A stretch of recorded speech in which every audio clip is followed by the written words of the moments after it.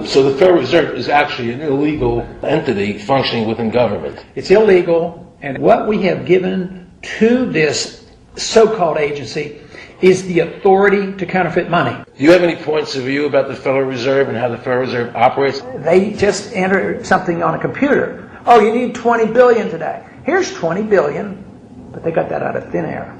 It came out of thin air, it goes to the Treasury then pays the bills. So it's no different than monopoly money.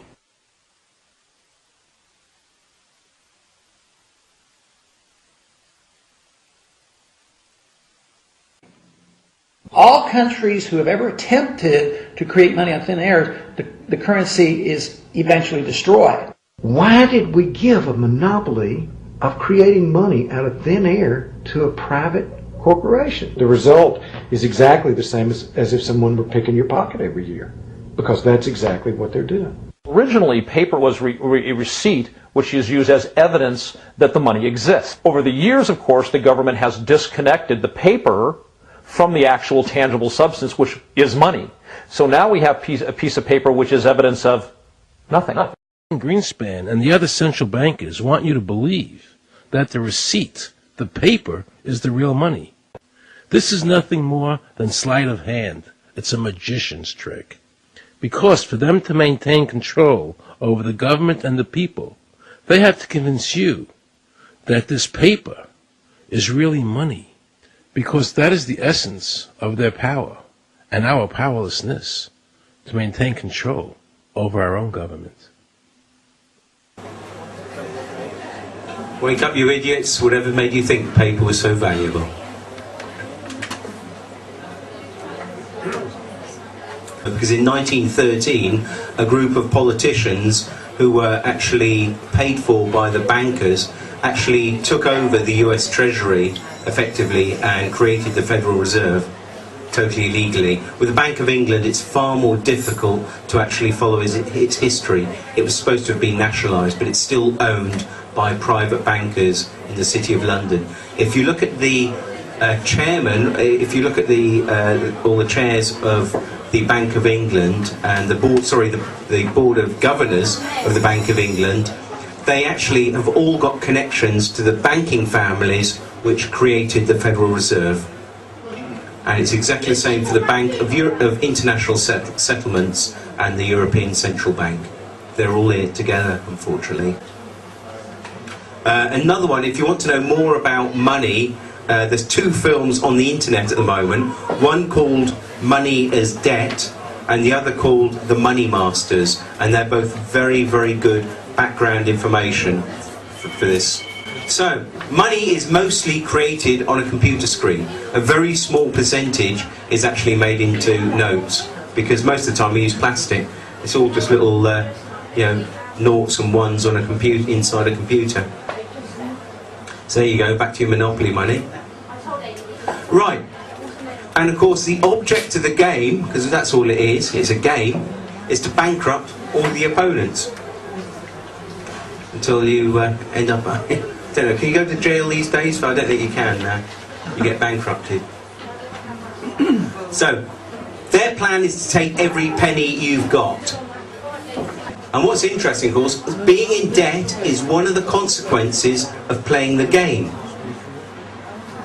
Why do you think our government is in debt? There isn't enough money in circulation, unless the Rothschilds give up their own private hoard, but there isn't enough money in circulation to actually pay off the debt.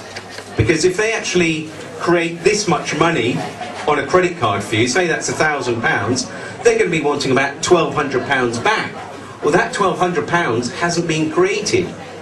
So the problem is that the economy either has to grow, or some people are going to default on their loans or credit cards. That's part of the system. It's not necessarily because they're useless with money, it's because the money hasn't yet been created. And this is why businesses fail and people go into debt. It's all part of the game. Purely because the money is actually borrowed into existence. Surely they should be able to provide you an invoice. Is anyone self-employed here? We've got quite a few people who are self-employed. Does anyone who's self-employed pay statements and then give the statement and the bank number to your accountant or your bookkeeper? Does anyone pay statements, or do you pay invoices? Invoices, yeah. If you pay, I was self-employed for a few years. If ever I actually couldn't find the invoices, oh well, there's 3 invoices here. Oh, I've got a statement. That'll actually match up. That's no good. You've actually got to phone up those companies and get an invoice. However, with your credit card company and even with your bank, they will not invoice you. And yet, you've got a right under commercial law to actually ask for an invoice and a signed invoice. And of course, you have a right to ask for it in your name, which isn't the uppercase name. We've already seen that. That's just your token to play the game. When you go to court and they ask you your name and you say yes, that's right, they're reading it uppercase. You didn't realise that. They're tricking you to contract with the court. You don't have to contract with the court. When the policeman asks you what your name is, they say, "Oh, can you give me your name, please, sir?" They say, "Yes. Which name would you like? Would you like my legal name or my lawful name?" Oh, I don't know about that. So you can have some fun. And of course, you can ask for proof of a lawful contract. So your credit card company say, "Well, hang on, I've got a really bad memory. Look, I've got so many credit cards here that I can't honestly remember actually having a contract. So could you send me a copy of the contract, please? Just to confirm that we actually have a legally binding contract." Now, they might be able to send you a photocopy of the original application form, but of course it will only have your signature. It won't have the banker's signature on, which makes it, in normal contract law, you need an offer and acceptance. Because if somebody is demanding money from you and unable to show any documentary evidence within a reasonable amount of time, you can then turn round and say to them, "Well, we agreed to the following terms, because if you can't prove that I owe you any money," and of course they can't, because they won't invoice you in your name, you'll never get the whole lot.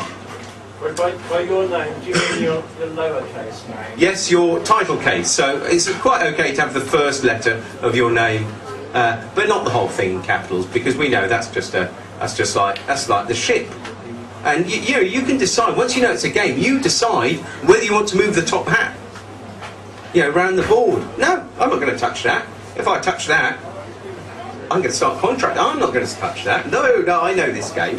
But also, John, if you have actually made a written, sealed contract with a moneylender or whatever, yes, and a debt collector has bought that debt, unless you have agreed to that debt being able to be sold, yes, then the debt collector has no legal call on you whatsoever. Right. I wasn't aware of that. Yeah, I wasn't aware of that. Because your contract was made with the credit card company. I totally agree with that. Totally agree with that. Not with the debt collector. I would presume they would have to act as a legal agent. Yes. Buy the debt so what the bank does, the bank writes off the debt completely, so the bank doesn't lose anything, and as far as it didn't actually lose anything if you don't pay them back, because they created the money out of thin air in the first place. And they got 10 pence to the pound anyway. And they get another 10p in the pound. They can't lose. So you agree that either you don't owe them anything or the debt's already being paid. Doesn't matter, one of the two. And that any negative remarks made to a credit scoring agency will be removed. And remember, this is a lawfully binding contract here.